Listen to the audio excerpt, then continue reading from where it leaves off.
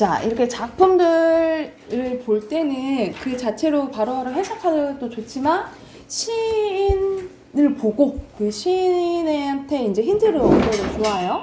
우리가 김수영 시인은 대표적인 이제 그 독재 정권에 관련돼서 이걸 이제 저항하는 시를 많이 썼다라고 생각을 하시면 돼서 그 시인의 경향에 따라서 그런 것을 좀 분석을 좀 해놓으면 문제 풀 때나 아니면 시를 이해하는 데 조금 더 도움이 많이 되겠죠, 그죠?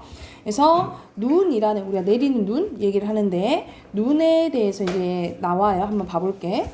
자, 눈은 살아있다라고 하네. 근데 떨어진 눈은 살아있대. 눈에 대한 수식어가 이제 생겼지, 그치? 근데 마당 위에 떨어진 눈은 살아있대. 이런 식으로 계속 반복이 되는데, 근데 점점점 강조한 느낌이 들지, 그치? 그리고 개념이 더 구체적으로 되기 때문에 점점점 강해지는 느낌이 들어요. 그래서 이것은 반복이긴 한데 점층적인 반복이라고 보시면 돼요. 그래서 여기서는 점층적인 이제 반복으로 눈이 살아있다라는 것을 강조하는 거잖아요. 그렇죠?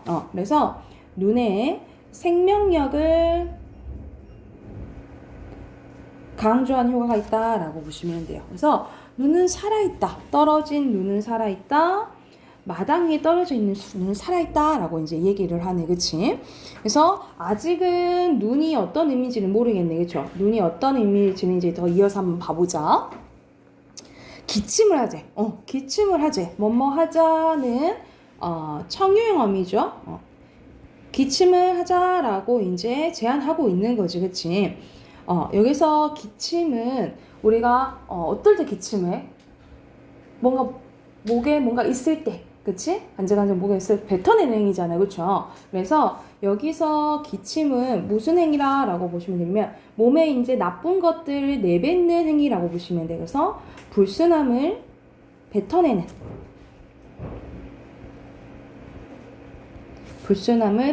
행위라고 보시면 돼요. 근데 기침을 같이 하자. 그러니까 이 불순한 것들을 없애버리자.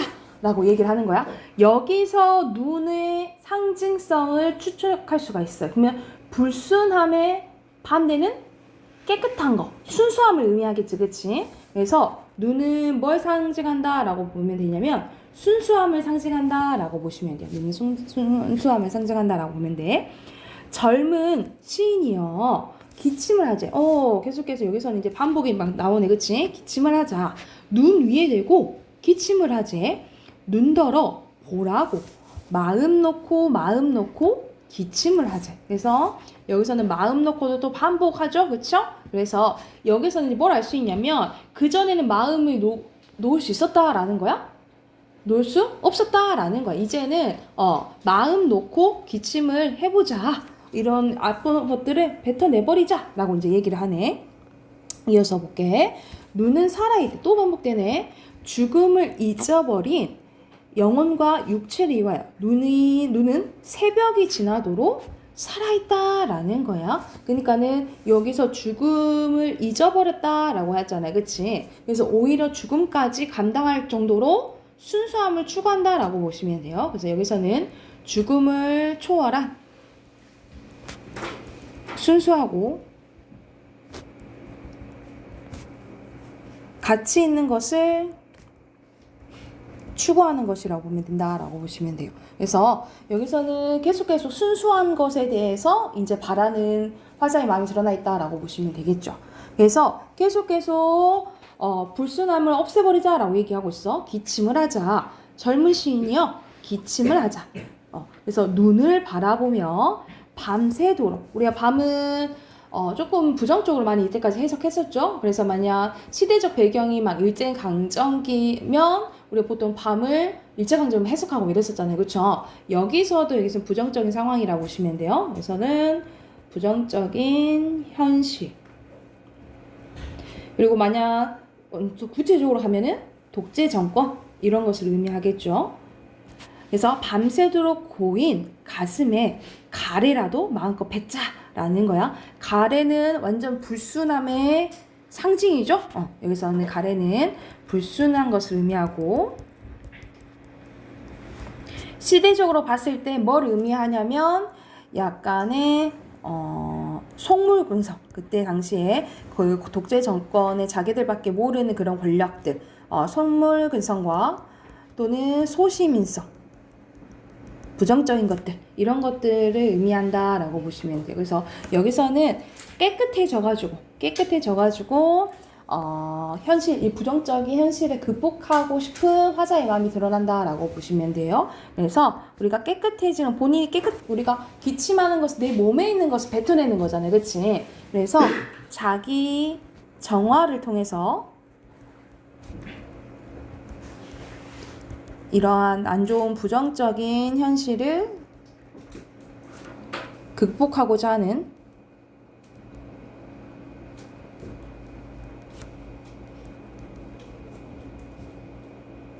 의지가 드러나 있다라고 보시면 돼요.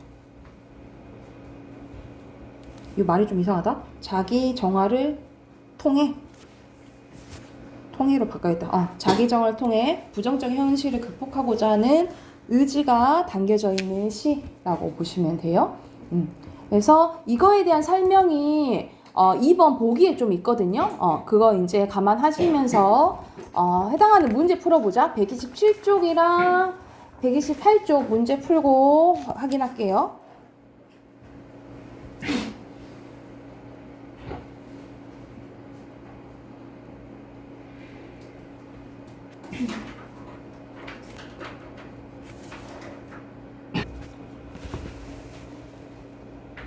다 했을까요? 같이 봐볼까요? 1번부터 한번 봐볼게요.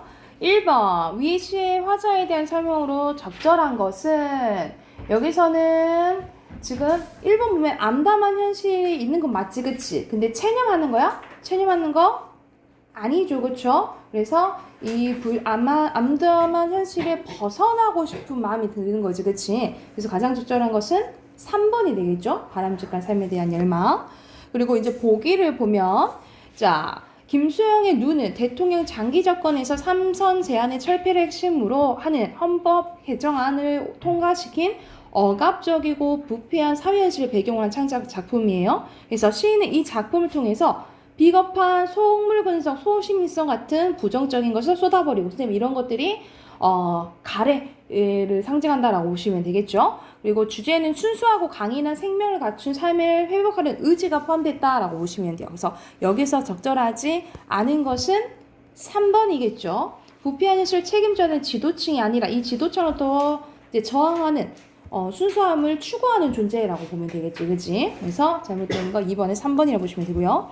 자, 3번에 적절한 거 동일한 식으로 반복 대조, 그쵸? 그리고 청유형 문장 뭐뭐 하자 나오잖아, 그치? 그리고 변형을 기반한 점층 1연에 나와 있죠. 그리고 공감각 없어. 3번이죠. 그리고 128쪽 빈칸 넣어볼게. 깨끗함이 의미하는 것은 눈이죠. 그리고 상반된 거 가래. 기침은 자기 깨끗해질 노력이야. 자기 정화의 노력이고요. 결국 바라는 것은 순수한 삶에 대한 소망과 의지다 라고 보시면 됩니다. 수혁아 뒤에 확인. 자, 그리고 표현상의 특징, 뭐뭐 하자라는 청유형 어미를 통한 반복. 그리고 눈은 살아있다, 기침을 하자, 반복되죠, 그쵸? 그래서 운율 형성해주고 주제의식을 강조한다 라고 보시면 되겠죠. 그리고 밑에는 젊은 시인은 순수함을 지키고자 하는 존재라고 보시면 돼요. 그래서 함께 행동할 것을 권유하는 대상도 되고 스스로 의지를 다지는 화자 자신도 된다 라고 보시면 됩니다. 이해가 됐을까요? 그리고 우리 비문학 합시다. 비문학 꺼내보세요.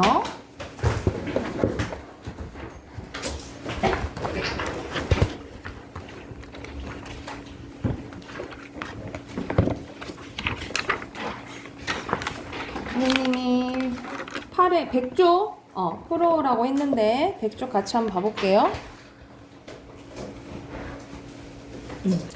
자, 여기서는 물고기가 무리지어 다니는 이유에 대해서 이제 나오는데, 이게 이제 이걸로 이제 과학 지문 끝나고 다음 주에 기술 지문이 이제 나와요. 한번 가볼게. 자, 무리를 지어다니는 송사리들의 움직임은 명령에 따라 움직이는 군대처럼 일사불란한데 피라미드는 개울의 빠른 물살에 불구하고 유연한 동작으로 무리 지어다닙니다. 이처럼 물고기들이 무리 짓는 광경은 민물에서뿐만 아니라 바다에서도 얼마든지 볼 수 있는데 그래서 어부들이 한 번에 투망 작업으로 수백 수천 마리 물고기를 낚을 수 있습니다. 이런 위험에도 불구하고 물고기들은 어떻게 왜 이렇게 무리지어 다닐까 하고 의문 제시한 거야, 그지? 자, 두세 마리에서 수백 마리에 이르는 물고기들이 무리를 지어 일제 헤엄칠 때 멀리서 보면 마치 하나의 커다란 생물체 같은데 무리 안에서는 일정한 우두머리가 없대요. 그리고 무리가 오른쪽이나 왼쪽에 선회할 때는 측면에 있는 개체들이 무리를 선도한다라는 거예요. 옆에 있는 애들이. 자, 물고기들이 무리를 이룰 때 동원되는 감각 중에 중요한 것은 시각과 옆줄 감각이래요.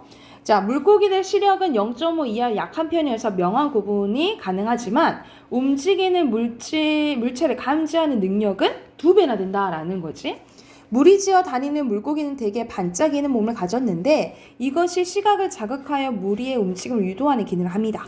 또 대개는 물고기들은 다른 생물이나 물체의 물의 흐름, 진동, 온도, 깊이 등과 이것들을 감지하는 옆줄이 있대요. 이 옆줄의 역할이겠지. 이게 옆줄의 역할이야. 물고기들의 무리가 흐트러지지 않고 대열을 유지할 수 있는 것은 이 미세한 변화에도 반응하는 이 옆줄의 감각체이기 때문이래요. 그리고 무리 안에서 각 개체들은 에너지 소비를 최대한 줄일 수 있는데 동료들이 사용한 에너지를 효율적으로 이용할 수 있는 지혜 덕택이래요. 그래서 개체마다 중앙이 굳고 머리가 끝 그리고 머리 끝과 그리고 꼬리 끝으로 가면서 차츰 가늘어지는 체형을 이용하여 자기 뒤로 소용돌이를 만드는데 물고기들은 이것을 이용하여 별로 힘들이지 않고 이동할 수 있대요. 이게 여기에서는 유체역학적 원리가 숨어 있다라는 거 좀 그거에 대한 설명이 나오겠죠. 시우가 정신 차려. 자, 그거 이제 어떤 원리인지 가볼게. 물고기가 좌우로 꼬리를 흔들며 헤엄쳐 나갈 때 뒤쪽에 소용돌이가 생기는데 이 소용돌이 바로 뒤에는 처음 발생한 거 반대 방향의 소용돌이가 생기고 그 뒤로는 또 다시 반대 방향의 소용돌이가 순차적으로 생긴다라는 거야. 그러니까 앞에 소용돌이가 생기면 이거에 대한 반대 방향의 소용돌이가 생기고 또 이거에 대한 또 반대 방향의 소용돌이가 생긴다 이 말이겠죠. 이때 물고기들은 서로 다른 방향으로 형성되는 소용돌이 사이를 좌우로 함쳐주면서 이동하는 것이다. 그래서 소용돌이는 동그랗게 말리면서 역류 현상이 일어나는 게 특징인데 이 역류되는 소용돌이가 밀어주는 방향으로 최소한 에너지를 사용하면서 나아갈 수 있다라는 거죠. 그래서 기러기가 바람의 저항을 최소화하기 위해서 그 V자 반대 방향으로 대형으로 날아가는 것도 이것도 유치학적 원리를 이용한다 이 말이야. 그리고 무리를 지어다니는 물고기의 습성은 포식자를 피하는 데 또 도움이 된대요. 왜 이렇게 이제 다닌지에 대한 이유가 또 나오는 거지. 무리 중 포식자를 먼저 발견한 물고기가 재빨리 방향을 바꿔 도망을 치면 그때의 물의 파장이 옆에 있는 물고기들에게 순식간에 전해져 무리 전체가 위험상을 피할 수 있게 됩니다. 또 물고기가 무리지어 다니면 포식자는 작은 물고기들을 큰 물고기로 착각하게 하기도 합니다. 여러 마리가 동시에 움직임으로써 포식자로 하여금 착시 현상을 일으키기 쉽게 표적을 정하지 못하게 만든다는 거죠. 그리고 먹이를 찾고 짝을 찾는데도 무리지는 것이 유리하대요. 그러니까 왜 무리지어 다니는지 그 이점에 대해서 꼭 나오지, 그치? 이처럼 물고기들 무리를 이루어서 에너지 효율적 이용 그리고 포식자로부터 방어 등 여러 가지 면을 이득을 얻고 있다라고 보시면 되겠죠. 자, 해당하는 문제 1번 봐볼게요. 1번에 위클을 통해서 할 수 있는 내용이 아닌 것은 이건 무리 짓는 이유는 완전히 나와야 되는 이유잖아요. 그치? 그리고 물고기 체형에 대해서는 몇 문단이 나와 있냐면 4문단이 나와 있어요. 4문단에. 그리고 무리 짓는 방법, 동원되는 감각 이런 나오지만 어디서 살기 좋은지는 안 나왔잖아. 그치? 1번에 3번이에요. 그리고 여기서 나아갈 방향은 만약 A에서 소용돌이를 쳤어. 그치? 그러면 반대 방향 여기서 여기로 가야겠죠? 그리고 가로 가야겠지. 그치? 아니면 만약 C가 벌써 소용돌이 됐어. 그러면 니은 하거나 다 해야 되는 거야. 그러니까는 A, 니은, 가 아니면 시, 니은 다가 돼야겠죠. 그쵸? 그럼 해당하는 거 5번이겠죠. 그쵸? 그리고 옆줄의 기능으로 적절한 거네. 흐름 빨리 감지할 수 있다라는 거지. 그치? 1번입니다. 1번. 자, 그리고 여기서 해당하는 거 순서대로 옆줄, 그리고 소용돌이, 그리고 유체역학이에요. 유체역학. 그리고 자, 좌우로 흔들면 물고기 꼬리 쪽에 소용돌이가 생기고요.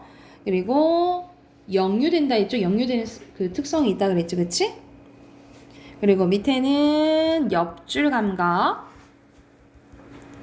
그리고 포식자입니다. 됐을까요? 옆에 어휘 봐볼게요. 어휘 순서대로 1번에 감지, 2번에 대열, 3번에 저항, 4번에 파장이고요. 그리고 밑에 X표예요. 여기가 됐을까요? 우리 하나 더 해봅시다. 옆에 넘겨가면 기술 문제가 나와요. RFID 기술에 대해서 나오거든요. 해당하는 문제 107쪽까지 풀게요.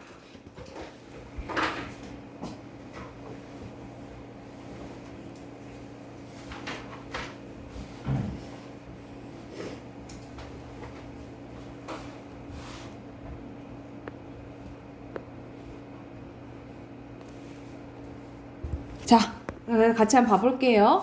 여기서는 RFID 기술이라고 우리가 지금 흔히 사용하고 있는, 우리가 버스 타면 카드 찍 찍잖아, 그치? 그거의 이제 기술인데, 자, 개념 바로 나와요. RFID라 무선 주파수를 이용해서 정보를 인식하고 필요한 작업을 수행하는 기술을 이제 얘기를 하는데, 카드를 단말기에 대면 카드로부터 정보가 단말기에 전달되어 신분이 확인되고 출입문이 열리고 닫히는 것이 그 예라고 볼 수 있겠죠. 그래서 우리 보통 드라마에서 보면 직장인들이 밖에 출입증 대고 이렇게 들어가잖아요. 그렇죠? 문 열리고 뭐 이런 것들이 이제 얘인데, 요즘에는 이제 뭐 교통요금의 징수, 상품 재고 관리 등 이런 것으로 활용되고 있는데, 그 범위가 이제 확대될 전망이래요. 그래서 이 이제 어떻게 사용이 되는지 그 원리에 대해서 이제 설명이 나옵니다. RFID는 정보를 저장하고 있는 태그와 정보를 인식하는 단말기, 그리고 정보를 처리하는 컴퓨터 등의 장치에서 실현이 됩니다. 이것은 RFID의 이제 구성 요소라고 보시면 돼요. 그래서 이렇게 구성 요소를 밝히면 설명 방법이 뭘까요? 한 대상의 구성 요소를 밝히면 설명 방법이 분석이에요. 그래서 여기서는 앞에는 뭐 정의 쓰이고, 그리고 분석 쓰이고, 그래서 이런 거 이제 비문학 보면서도 설명 방법이 뭐 쓰이는지 이제 알아채야겠지. 자, 태그는 단말기에서 전파를 형태로 무선 신호를 보내오면 그에 반응해서 태그 내부에 저장되고 있는 정보를 단말기로 보내는 역할을 한대요. 그래서 여기서는 태그에 대한 설명. 그리고 이러한 기능은 태그에 있는 전자칩 위에서 수행되는데, 전자칩은 반도체를 이용해서 만든 전자회로입니다. 그리고 단말기는 태그로부터 받은 정보를 해독해서 어디한테 컴퓨터로 보내는 거예요. 그럼 컴퓨터는 자신의 데이터베이스를 그 정보에 해당하는 자료를 찾아내서 필요한 명령을 내리고 교통요금을 지불하든가 출입문을 개폐하든가 그런 작업을 하도록 이렇게 만들어진다라는 거지. 자, RFID 실용적 가치가 높아진 것은 전자칩의 소형화와 관련이 있는데, 소형화는 반도체 기술 발전 외에도 배터리 없는 전자칩 개발로 가능해졌습니다. 만일 전류를 공급해주는 배터리를 전자칩에 별도로 장착해야 했다면 이렇게 작아지는 것이 어려웠을 것이다 라는 거죠. 근데 현재는 전자칩은 단말기에 보내주는 전파에서 형성되는 전류만으로도 작동이 됩니다. 이는 코일 주변에 자석을 갖다 대면 자기장에 의하여 전류가 유도되는 현상을 응용한 건데, 단말기에서 보내온 자기장에 의하여 주변에 태그 주변에 둘러싸고 있는 코일에서 전류를 발생하고 이게 전자칩을 작동시킨다라고 보시면 되겠죠. 그래서 RFID는 바코드보다 한 단계 더 발전된 걸 평가해봤는데 바코드는 한정된 정보 처리만 가능하고 환경 변화에 의해 훼손되기 쉬우며 한 번 정보를 기록하면 수정하기 어렵대요. 그런데 RFID는 다양하고 많은 양의 정보 교환이 가능하고 환경 변화에도 거의 영향을 받지 않으며 정보 수정이 자유롭다라는 거야. 그래서 여기서는 이제 바코드와의 가 나온다라고 보시면 돼요. 그래서 이거 설명 방법이고, 그리고 수십 센티미터 이내의 거리에서만 정보를 인식할 수 있는 바코드에 비해 RFID는 최대 100m 거리에서 인식을 정보할 수 있어 그 활용 범위가 넓고요. 그리고 여러 개의 태그가 동시에 한 단말기에 정보를 전달할 수도 있대요. 이게 이점이지. 근데 바코드는 안 된다라는 거죠. 그래서 현재 RFID가 다양한 분야로 확산되는 걸림돌로 작용되고 있는 문제점이 있는데, 그러니까 항상 장점만 있는 게 아니지 단점도 있죠. 그 문제점은 보안성과 전자칩의 가격에 있대요. 그래서 바코드에 비해 위조의 가능성이 크고 태그와 단말기 통신 과정에서 정보가 노출될 가능성도 있대. 이 문제는 저장된 정보를 암호화하는 기능을 전자칩 자체에 넣거나 전자칩 복제를 원천적으로 방지하는 등의 기술을 개발하여 해결을 꾀하고 있다. 그리고 전자칩의 가격 문제도 반도체 기술의 지속적인 발전에 힘입어 수년 내로 해결할 것으로 보인다. 그러니까 전망은 보이는 거죠. 그치? 그리고 문제를 해결할 수 있는 방법까지 이제 얘기를 해준 거야. 그래서 현재 초소형 전자칩이 과거보다 좀 더 저렴한 가격으로 생산되고 있어서 기대를 높이고 있다. 그래서 더 잘 사용될 것 같다. 라는 이제 이야기네. 그러면 여기서는 친절하게 이제 문단에 대한 이제 설명이 이제 확인하는 문제예요. 여기서는 3번인데 소형화 나왔잖아. 근데 소형화 필요한 이유가 아니고 소형화로 인해서 더욱더 RFID가 발전됐다 이 내용이죠. 그쵸? 그리고 2번은 아마 나문단과 다문단을 봤을 때 적절하지 않은 거야. 여기서는 4번이죠. 교통카드 단말기에서 컴퓨터로 바로 보내버리잖아. 저장하는 거 아니고 보관하는 거 아니죠. 그쵸?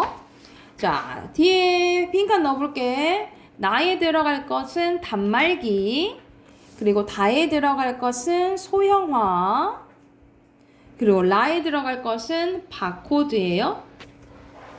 그리고 태그에 들어갈 것 전자칩, 그리고 단말기, 그리고 명령입니다. 그리고 RFID에 들어갈 거 100m, 그리고 위조고요. 그리고 여러 개의 정보 처리 불가능이죠. 불가능해요. 그리고 밑에 어휘 봐볼게. 1번에 징수, 2번에 장착, 3번에 훼손, 4번에 위조, 5번에 누출이에요. 그리고 돈 내는 거 지불 맞죠? 그리고 전화가 연속적으로 이동하는 현상은 잔류가 아니라 전류죠. X예요. 그리고 밑에 자기장 맞아요. 그래서 여기까지 됐지요? 그러면 우리 문법 이거 선생님 숙제 안 내줄게. 문법 책 어디 피시냐면요. 우리 내일 시험 보잖아요. 내일 월마평가 보잖아. 선생님이 그 표준발음법 나온다 했죠? 그래서 그거 해당하는 문제 한번 풀어보게. 그래서 뒤에 어디 푸시면 되냐면요.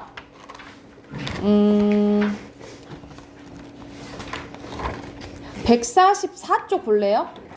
144쪽부터 149쪽까지 문제 풀어보게요. 144쪽부터 149쪽. 지금 한번 문제 풀고 답 확인해 봅시다.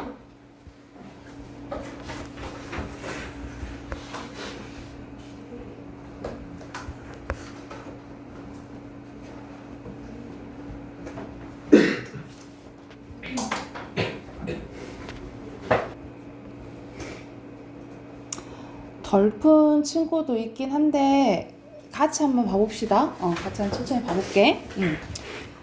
시간이 별로 없어서 1번을 보자. 1번에 위나 왜는 경우에 따라서 왜 이런 식으로 이중모로 발음할 수 있어요. 이거 제레 얘는 원래대로 제레 뒤에 있잖아. 그치?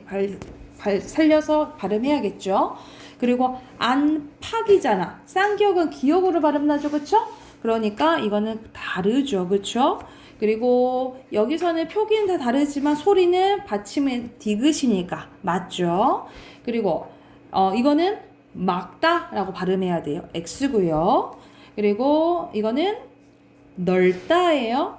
X예요. 넓다. 리을로 발음해야 돼. 그리고 받침이 히읗인 경우에는 니은으로 시작하는 말과 뭐 예를 들어서 이렇게 되면 어떻게 발음나? 놓는 이렇게 되겠잖아. 그치? 그러니까는 맞죠. 자, 그리고 이거는 첫 번째는 무조건 이중모 발음해야 되지? 의이고요. 그리고 예매 그리고 은이죠. 탈락이죠. 그리고 익지죠. 익지 리을기원 기억이야. 그리고 흑 기억이잖아. 그치? 그러면 늦다. 넙둥글다예요. 넙둥글다. 그래서 비읍 밥지. 그리고 그리고 깃 이렇게 했죠. 그죠? 자, 그리고 16번에 원칙이 다른 거. 옳고 축약되는 거야. 끊는 이렇게 되잖아. 그치? 끄는 이렇게 되죠. 끄는. 그럼 이건 탈락이죠. 그럼 1, 2번 중에 하나겠다. 그치? 너을 탈락이네. 답 1번이네요. 이건 축약, 나머지는 탈락. 그리고 발음이 적절한 거 의장이죠. 고처. 저쩌처는 단몽으로 발음해요. 그리고 은혜죠. 이건 발음 다 은혜지. 그리고 띄우기 맞네요. 4번이에요. 앞에 자음이 있으면 무조건 이로 발음한다고.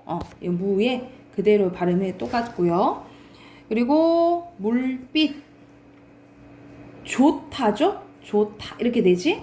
그리고 빗질 멋지다 갓질 다른 거 2번이죠. 뒤로 넘겨서 1번 보면은 여기서는 처 그리고 이중목을 발음하고 얘는 애로도 발음한다 허용한다는 거지. 그치? 그래서 적절한 거 이거는 무조건 처로 공부해야 되겠죠. 그쵸? 그리고 의례죠. 그리고 주례사 뒤에는 맞네요. 3번이네. 저고 예절이죠.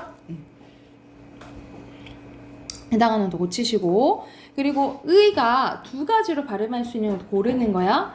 유희 이거는 무조건 희예요. 아니고 이건 무조건 의로 발음해야 되잖아. 이것도 아니고 자유주 의도 되고 이도 되죠. 이건 맞네. 정의도 마찬가지 뒤에 있으니까 티다 무조건 이로 발음해야 돼. 이거 아니고 협의도 의도 뒤에 있잖아. 그래서 이거 가능하죠.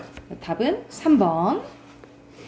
그리고 받침 있다, 뱉다, 빗다, 쫓다, 덥다잖아. 이거 너무 쉽네. 5번이죠. 그리고 곰다, 읍고, 할다, 없다. 맞네요. 외골. 답은 4번. 그리고 옆으로 가서 여기서는 바르게 파악한 거. 수탁, 리을 기억은 기억이 원칙이잖아. 그치? 그런데 뒤에 뭐가 오면? 기억이 오면 리을로 발음한다고요? 그럼 해당하는 것은 5번이죠. 5번이고요. 그리고 이건 어떻게 발음해? 많아. 이렇게 되잖아. 히읗이 뭐 되는 거예요? 탈락되는 거죠. 그치?